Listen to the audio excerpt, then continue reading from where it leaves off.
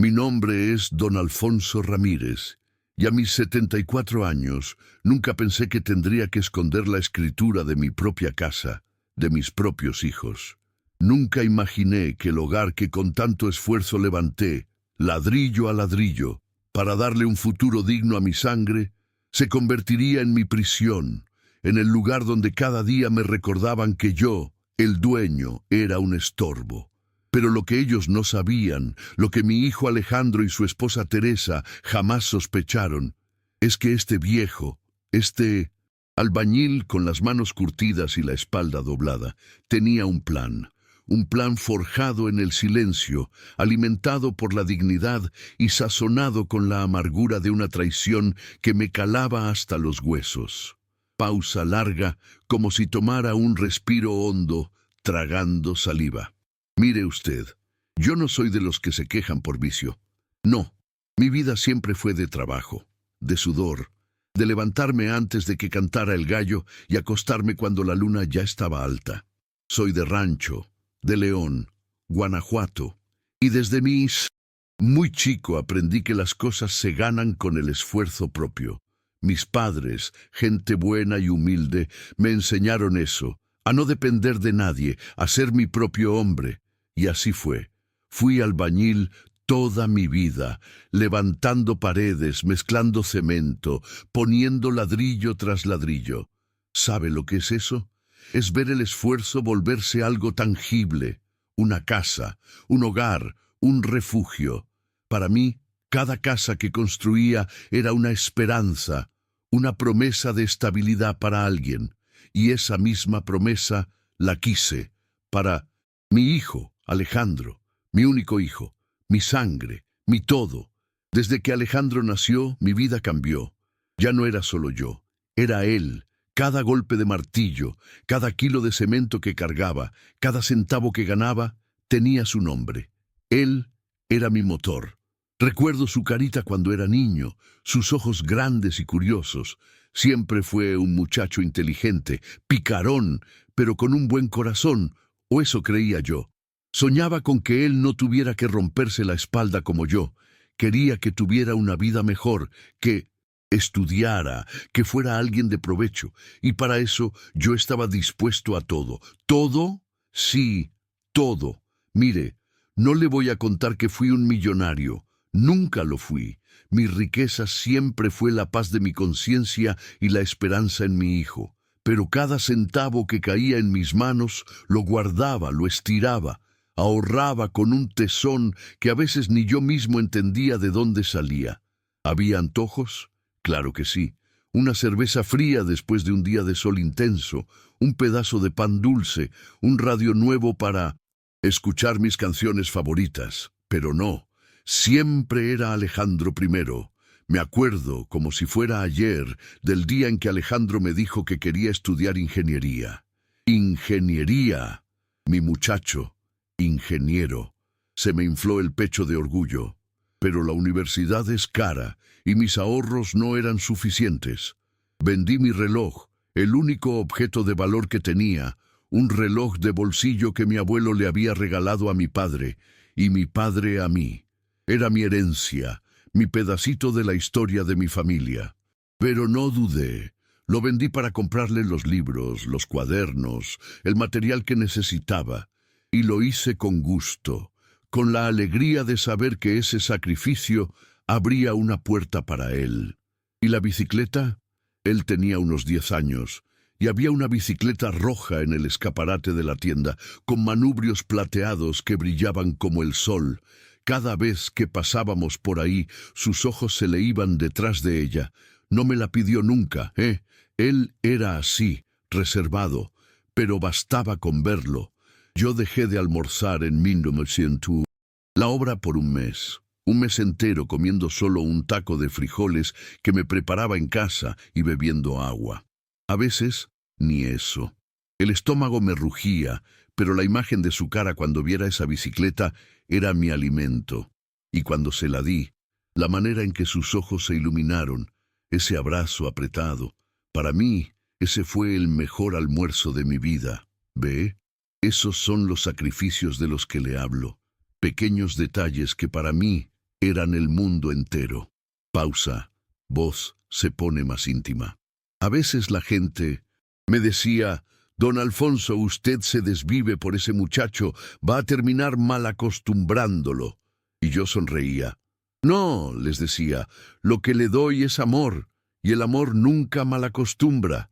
Pensaba que, al darle todo lo que yo no tuve, al allanarle el camino, él me lo agradecería, no con palabras, no con regalos, sino con una vida plena, con la felicidad que yo soñaba para él.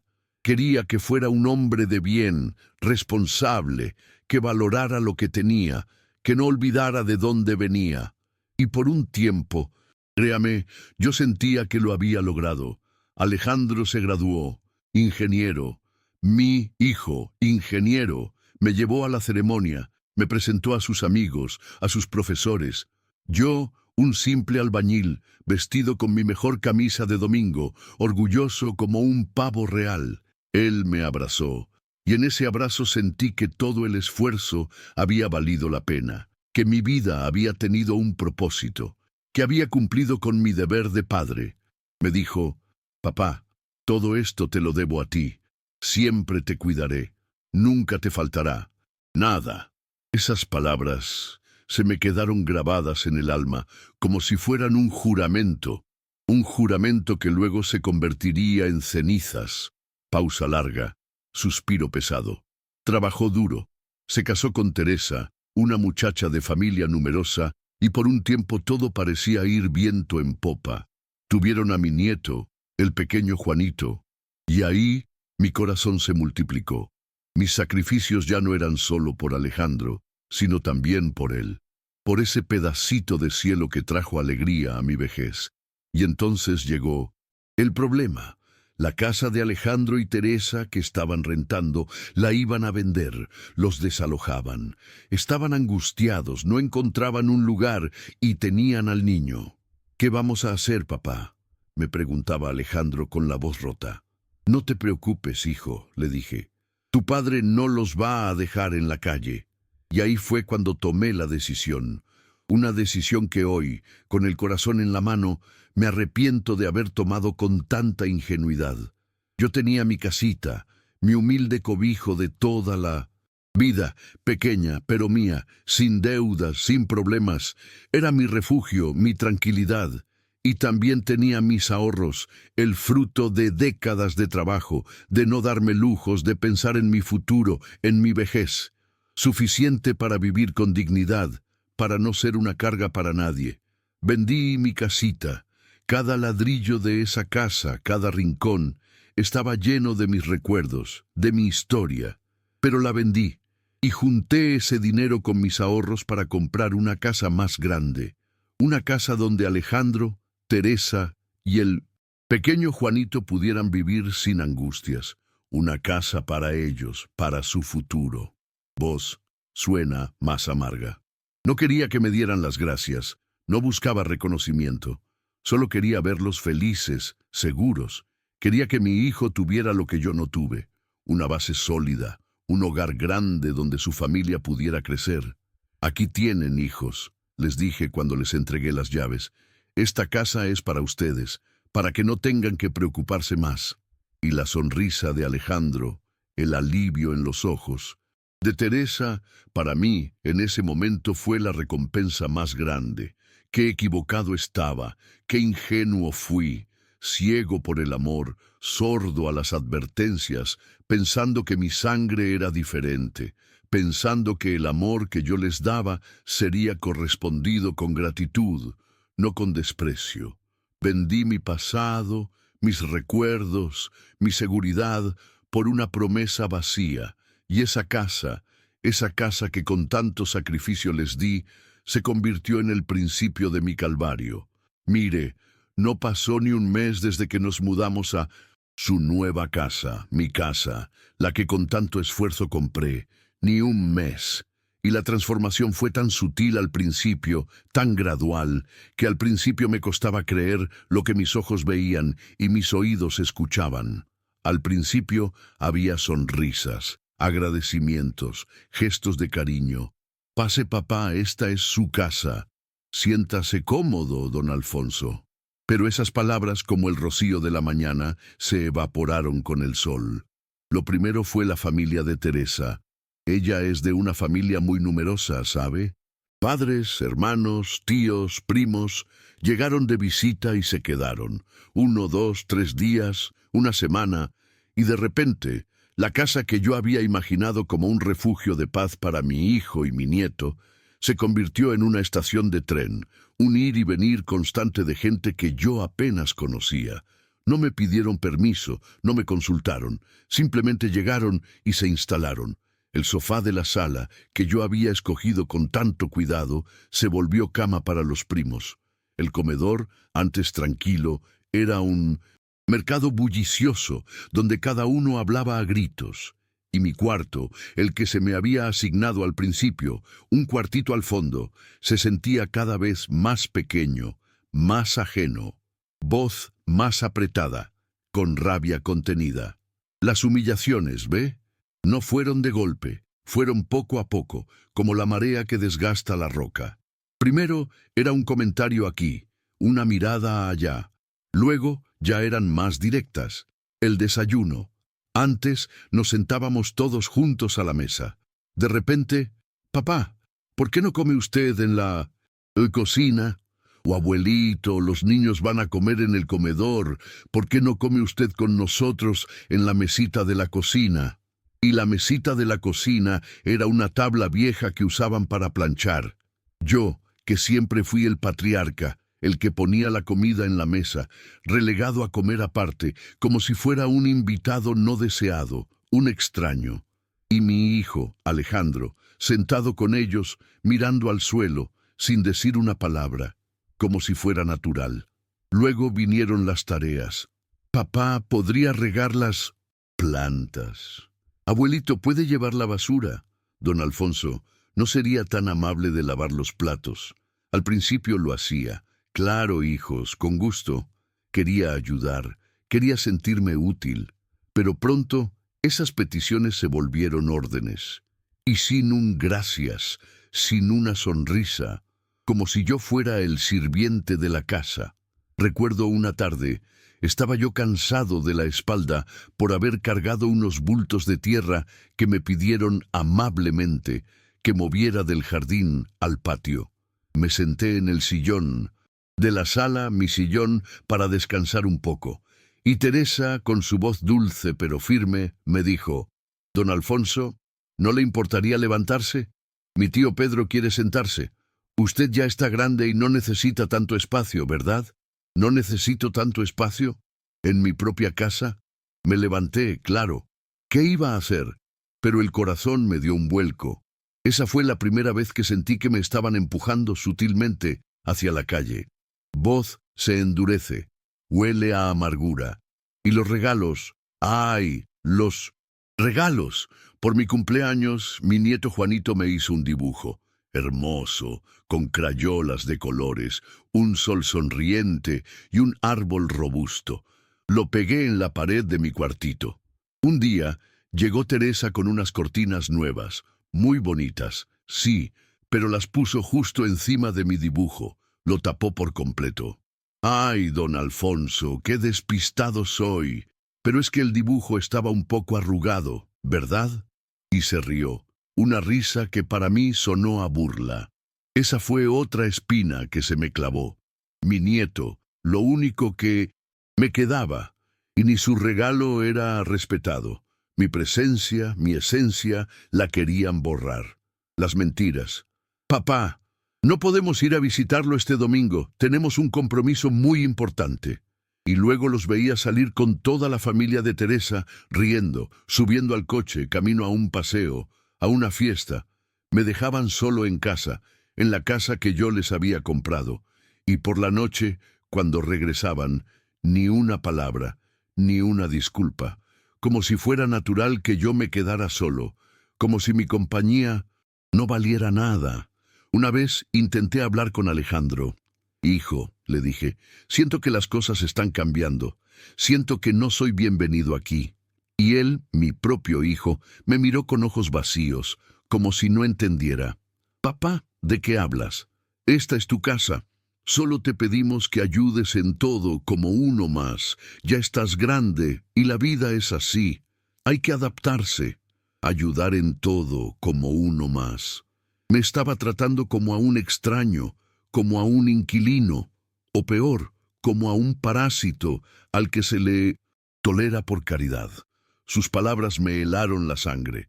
Las que me prometieron que nunca me faltaría nada, ahora me decían que ya estaba grande y no necesitaba tanto espacio, empujándome sutilmente hacia la calle. Voz, casi, un susurro de dolor. El silencio de Alejandro era lo que más me dolía. Verlo callado, agachando la cabeza cuando Teresa o su familia me despreciaban.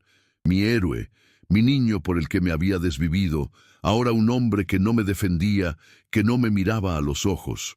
Se había vuelto un extraño para mí.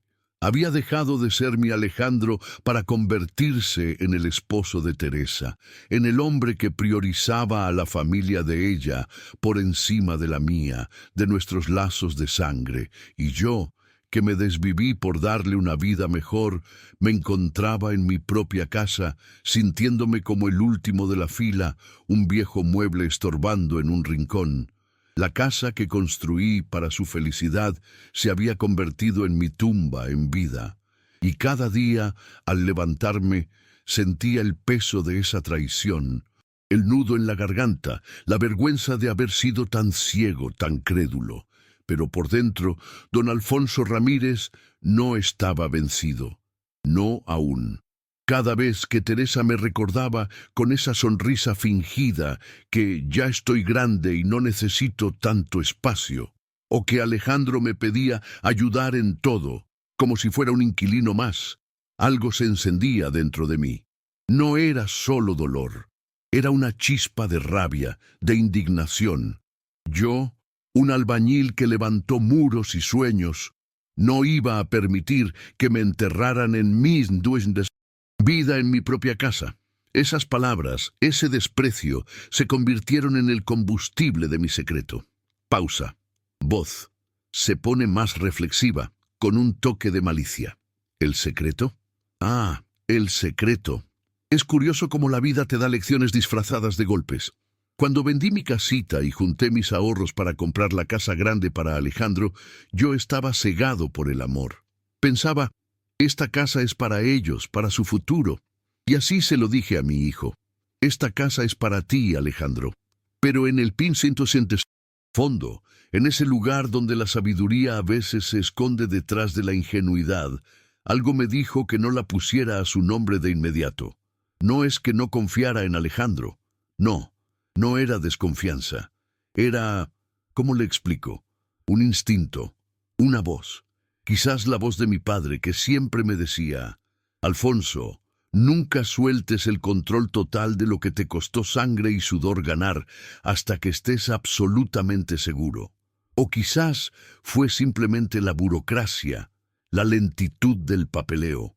El notario me explicó que por ser una compraventa grande, con varios dueños anteriores, el proceso de escrituración completa tomaría un poco más de tiempo. Mientras tanto, don Alfonso, me dijo, la propiedad queda a su nombre, y cuando todo esté claro, podemos hacer la transferencia de dominio cuando usted guste. Y yo, con mi ingenuidad, pensé, perfecto, así, cuando ya estén bien instalados, cuando el niño crezca un poco, hago el traspaso. No hay prisa. Pura ingenuidad. Pero esa no prisa, ese mientras tanto, se convirtió en mi salvación. Voz suena cansada, pero con un hint de fuerza. La escritura. La guardé, no en un banco, no en una caja fuerte. ¿Para qué? Yo soy un hombre sencillo. La guardé donde guardaba mis cosas más preciadas. Mis papeles importantes, las fotos viejas de mis padres, una medalla de mi madre, en una caja de madera, de esas que antes usaban para guardar herramientas pequeñas, debajo de un montón de ropa vieja en el fondo de mi closet, un lugar que nadie, Buscaría porque nadie pensaría que un viejo albañil como yo tendría un secreto tan grande. Era mi cofre del tesoro, mi as bajo la manga, mi salvavidas. Los primeros meses ni me acordé de ella. Estaba ocupado intentando asimilar la nueva vida, el ruido, la gente. Estaba ocupado intentando adaptarme a ser el abuelito que come en la cocina. Pero a medida que el desprecio crecía, a medida que la familia de Teresa se apoderaba de cada rincón de lo que yo consideraba mi hogar, una voz interior me susurraba: Alfonso, la escritura está a tu nombre. Y cada vez que Alejandro me pedía ayudar en todo, o que Teresa me insinuaba que ya estaba grande y no necesitaba tanto espacio, yo sentía el peso de esa caja de madera, como un ancla que me mantenía firme, que me recordaba quién era yo. Pausa, reflexionando. ¿Por qué la mantuve oculta? Al principio, por lo que le dije, pura burocracia, nada intencional, pero luego, cuando el abandono se hizo palpable, cuando las miradas de desprecio se volvieron el pan de cada día, se convirtió en una especie de escudo, un poder oculto. No quería usarla, ¿eh? La verdad es que mi corazón de padre se resistía a pensar en hacerle daño a mi propio hijo, pero la idea de tenerla, de saber que tenía una carta fuerte, me daba fuerza para aguantar, me daba la esperanza de que, quizás, ellos cambiarían, que se darían cuenta de lo que estaban haciendo. También había un poco de, ¿cómo decirlo?, de querer que ellos aprendieran, que valoraran las cosas, que entendieran que la vida no es un regalo perpetuo, que las cosas cuestan. Querían la casa, sí, pero la querían sin esfuerzo, sin gratitud, sin respeto. Y yo pensaba, si les doy todo masticado, ¿qué van a aprender? Quizás, si sentían la necesidad, el apuro de tener un techo propio, valorarían más el esfuerzo ajeno. Pero no, parece que la lección no les llegaba, y mi paciencia se fue agotando, como el agua de un río en sequía. Voz se vuelve más fría, distante. El miedo. A la cobiza también jugó un papel. Si supieran que la escritura estaba a mi nombre, ¿qué harían? Me presionarían, me expulsarían a la fuerza, o peor aún, fingirían arrepentimiento solo para que yo les diera la casa. Yo no quería eso. Quería que se arrepintieran de verdad, por la forma en que me trataron, no por el miedo a perder la casa. Por eso, el secreto era mi única protección. Era lo que me permitía observar, analizar, esperar el momento preciso. Me sentía como un viejo árbol, aparentemente seco, pero con raíces profundas y fuertes, aferrándose a la tierra. Y esa raíz era la escritura, la soledad. Eso fue lo más difícil, sentirme solo en mi propia casa, rodeado de gente que no me veía, que no me escuchaba, sentir que mi vida, mis sacrificios, no valían nada. Y en medio de esa soledad, ese pequeño secreto, esa escritura guardada en mi caja de madera, se convirtió en mi compañero, en mi confidente, el único que sabía la verdad, el único que me recordaba que, a pesar de, en todo, yo no estaba vencido, que ellos, aunque se creyeran dueños y señores, vivían bajo mi techo, bajo mi nombre, y esa pequeña verdad, oculta, me daba una fuerza que nadie, ni Alejandro, ni Teresa, ni toda su ruidosa familia, podría comprender. Era mi poder, mi dignidad, mi promesa de justicia, y el momento de usarlo lentamente se acercaba. Pausa larga, una especie de calma antes de la tormenta. El punto de quiebre. Cada día veía cómo mi casa se desfiguraba, cómo mis recuerdos eran sepultados bajo las pertenencias de la familia de Teresa. Pero el día que me decidí, el día en que supe que no había vuelta atrás, fue un domingo. Mi nieto Juanito, que es la luz de mis ojos, había estado enfermo. Tenía fiebre alta, y yo, que conozco de remedios caseros y que siempre lo he cuidado, quise acercarme. «Déjeme verlo, Teresa», le dije con preocupación. «Quizás es solo un resfriado, pero hay que tener cuidado». Ella me miró con fastidio. Don Alfonso, por favor, ya está el doctor. No, estorbe. Además, usted ya está grande y puede pegarles la enfermedad a todos. ¿Estorbar? ¿Enfermar a mi propio nieto? Esa frase me golpeó como un rayo. No era solo humillación, era una afrenta directa a mi capacidad, a mi cariño. Y Alejandro, mi hijo, sentado en el sofá, no dijo nada. Solo se encogió de hombros cuando lo miré. En ese momento, en ese preciso instante, algo se rompió dentro de mí. La paciencia, la esperanza de que cambiaran, todo se desvaneció. No había marcha atrás. Habían cruzado una línea. Ya no era solo mi dignidad, era la seguridad y el bienestar de mi nieto los que estaban en juego, o al menos así me hicieron sentir. Voz se endurece con cada frase, lenta, deliberada. Esa misma semana, el lunes por la mañana, cuando todos estaban desayunando, me senté en la mesa, pero no en la mesita de la cocina.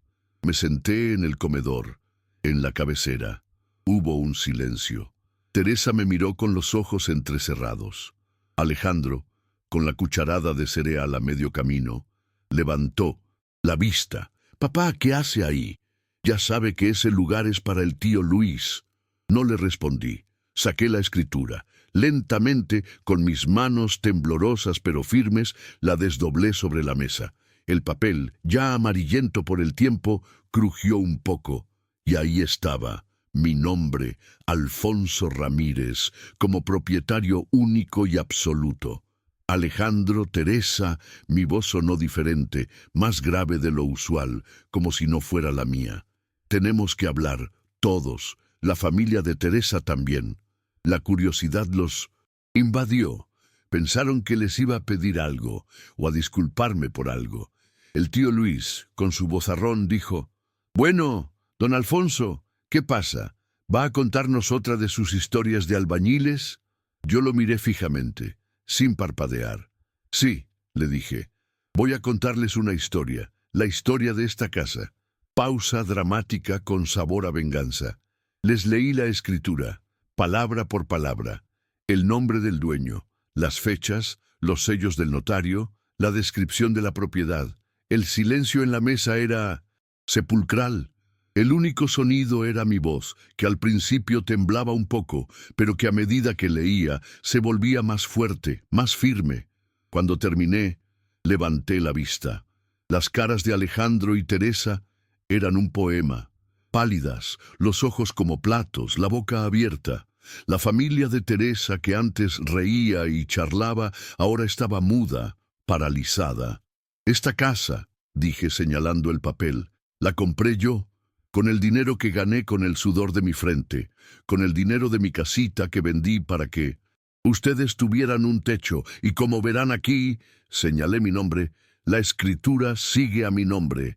Yo soy el dueño, no ustedes, no la familia de Teresa, yo». Teresa fue la primera en reaccionar. Su cara se transformó de palidez a furia. «Eso es mentira. Usted nos dijo que la casa era nuestra, nos engañó», gritó con la voz histérica. Alejandro intentó balbucear algo. «Papá, ¿por qué? ¿Por qué hizo esto?» Su voz sonaba rota, no de dolor, sino de incredulidad, de rabia. Voz fría, sin emoción. ¿Engañé yo? ¿Yo los engañé? Mi voz era un susurro peligroso. ¿Quién engañó a quién aquí? ¿Quién me relegó a la cocina? ¿Quién me trató como un estorbo? ¿Quién me dijo que ya estaba viejo y no necesitaba tanto espacio? ¿Quién me pidió ayudar en todo como un sirviente en mi propia casa? ¿Quién dejó que un anciano enfermo cuidara a mi nieto porque no valía la pena llevarlo al médico? Ustedes fueron, Alejandro, ustedes dos, y toda esta familia que vino a invadir mi hogar sin pedir permiso. Se levantaron furiosos. Empezaron a gritar: «¡Es un viejo loco! ¡Esto es un abuso!». El tío Luis vociferó: «Esto no se va a quedar así. La ley lo ampara a uno». Yo los dejé gritar. Los observé. Su furia no me asustaba. Solo veía la avaricia, la ingratitud, al descubierto. «Ya hablé con mi abogado», les dije, interrumpiéndolos con una calma que los desarmó. Aquí están los papeles. Saqué un sobre del mismo closet donde guardaba la escritura. Eran las notificaciones de desalojo y la demanda por posesión del inmueble. Tienen 30 días para desocupar la casa, 30 días para encontrar un nuevo lugar. Después de eso, mi abogado iniciará el proceso legal de desalojo. El caos estalló. Teresa lloraba, gritaba.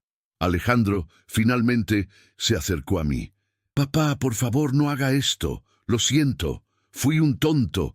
No pensé. Por favor, papá, le pido perdón. No nos deje en la calle». Su voz era un lamento. Falso arrepentimiento. Lo sabía. Le había dado todo. Le había dado mi vida, mis sueños, mi casa. Y solo me pedía perdón cuando vio que lo perdía todo. Voz con un toque de tristeza, pero firme. «No, Alejandro», le dije. «Tuviste tu oportunidad. Tuviste mi amor, mi confianza, mi casa. Te lo di todo. Y tú y tu esposa y toda esta gente lo pisotearon. Me trataron como a un perro. Me hicieron sentir que no valía nada. ¿Ahora te arrepientes? ¿Ahora que sabes que se quedan sin nada?» Tarde, muy tarde. No había odio en mi voz, solo una profunda tristeza. Una tristeza por el hijo que había perdido. Los siguientes días fueron un infierno. Gritos, súplicas, amenazas. Intentaron manipularme diciendo que me querían, que Juanito me necesitaba, pero yo me mantuve firme. La mirada de mi nieto, que parecía no entender nada, era lo único que me dolía. Pero sabía que, a la larga, esto era lo mejor para todos. Tenían que aprender. Juanito también, para que no creyera que la vida da las cosas gratis. Y así fue. A los 30 días, con la ayuda de mi abogado y con la policía, para asegurar el orden, se fueron. Con sus maletas, con sus caras de derrota, con el silencio que había reemplazado sus gritos. Alejandro me miró una última vez, con una mezcla de odio y desesperación en sus ojos. Yo solo bajé la mirada. No había alegría en mi corazón, solo un vacío inmenso. La justicia había llegado, sí, pero había cobrado un precio muy alto, la pérdida de mi hijo. Y en medio de esa victoria me quedaba solo, en una casa que por fin era mía, pero que se sentía extraña. No era la casa que yo había soñado para mi vejez, pero era mía, y eso al menos era un comienzo. Pausa larga, como si contemplara el pasado con serenidad. El día que se fueron, el silencio en la casa fue ensordecedor. Después de meses de bullicio, de gritos, de risas ajenas, el vacío me cayó encima como una losa. Me senté en el sofá, el mismo donde me pidieron que me levantara por el tío Pedro, y por primera vez en mucho tiempo pude respirar hondo. No sentí regocijo, no, pero sí una paz extraña, una paz agridulce. Había recuperado mi casa, mi dignidad, pero había perdido a mi hijo. Los primeros días fueron raros. Caminaba por los pasillos, por los cuartos, y sentía la ausencia de la gente, pero también la presencia de mi propio ser. Poco a poco, fui quitando las cosas de la familia de Teresa, los muebles extraños, los adornos que no me gustaban, las cortinas que cubrían el dibujo de mi nieto. Descolgué ese dibujo, lo limpié con cuidado y lo enmarqué. Ahora cuelga en la pared de la sala donde puedo verlo todos los días. Es un recordatorio de la única parte de mi hijo que todavía siento pura. Mi nieto, voz más cálida, con un toque de melancolía. Limpié la casa a fondo, ladrillo a ladrillo, como si estuviera construyéndola de nuevo. Era mi manera de reclamarla, de borrar las huellas de la ingratitud. Pinté las paredes de un color más tranquilo, puse mis propias cosas, mis pocos tesoros. Volví a poner mi radio en la cocina y por las mañanas, mientras me preparaba un café, escuchaba mis canciones rancheras. El aroma a café llenaba el hogar, y ese olor, ese sonido, eran mi compañía. ¿Y la felicidad? No la encontré en la soledad, ni en el triunfo sobre ellos. La felicidad, mire usted, la encontré en las cosas pequeñas, en las cosas que siempre estuvieron ahí, pero que el ruido y el desprecio no me dejaban ver. Mis vecinos, por ejemplo, la señora Elena, que vive al lado, una mujer viuda, tan sola como yo. Ella siempre fue amable, siempre me saludaba con una sonrisa sincera. Después de que se fueron, ella fue la primera en acercarse. Don Alfonso, me dijo con su voz suave, si necesita algo, no dude en tocar a mi puerta. Y así fue. Empezamos a compartir el café de la mañana, a veces compartimos la comida, a veces solo nos sentamos en el porche, sin hablar, disfrutando del silencio. Esa compañía, esa amistad sincera, valía más que cualquier mansión. También reencontré a viejos amigos de la obra, compañeros albañiles que no veía desde hacía tiempo. Con Minnesingtonter. Ellos podía hablar de mis cosas, de la vida, de los recuerdos. Me invitaron a sus casas, a sus reuniones sencillas. Me sentía valorado, escuchado, respetado. Y eso, mi amigo, es la verdadera riqueza. No el dinero, no las propiedades, sino la gente que te valora por lo que eres, no por lo que tienes o por lo que puedes darles.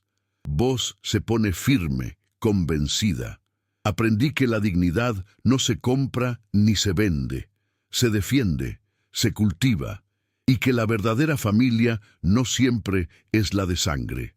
A veces es la que eliges, la que te acepta tal como eres, la que te tiende la mano sin pedir nada a cambio. Con Alejandro y Teresa, la relación se rompió por completo.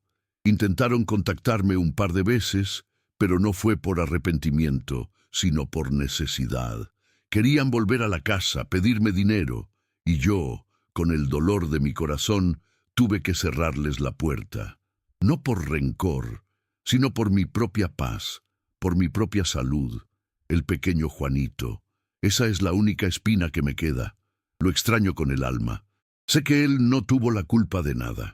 A veces, cuando estoy sentado en mi patio, veo a los niños jugar en la calle y mi corazón se encoge. Pero sé que, si yo quisiera, podría buscarlo. Pero no quiero que él vea el rencor entre nosotros. Y no quiero que sus padres lo usen para manipularme. Esperaré. Esperaré a que crezca, a que entienda las cosas por sí mismo. Y quizás, cuando sea un hombre, entienda lo que hizo su abuelo. Voz reflexiva, finalizando. Esta vida, mire usted, es un camino lleno de sorpresas. A veces, los que más amas son los que más te hieren. Pero también, en los momentos más oscuros, encuentras a la gente que te ilumina. Y esa luz es la que te permite seguir adelante, con la frente en alto, con la dignidad intacta. Mi casa ahora es un hogar, mi hogar. Y yo, don Alfonso Ramírez, un viejo albañil, he aprendido que la verdadera felicidad no está en lo que construyes para otros, sino en la paz que construyes para ti mismo. Pausa corta. Y tú que me estás escuchando, dime, ¿qué habrías hecho tú en mi lugar? ¿Habrías aguantado el desprecio o habrías reclamado tu dignidad? Cuéntame también desde qué ciudad me estás escuchando. Me gustaría saber qué piensan ustedes de esta historia.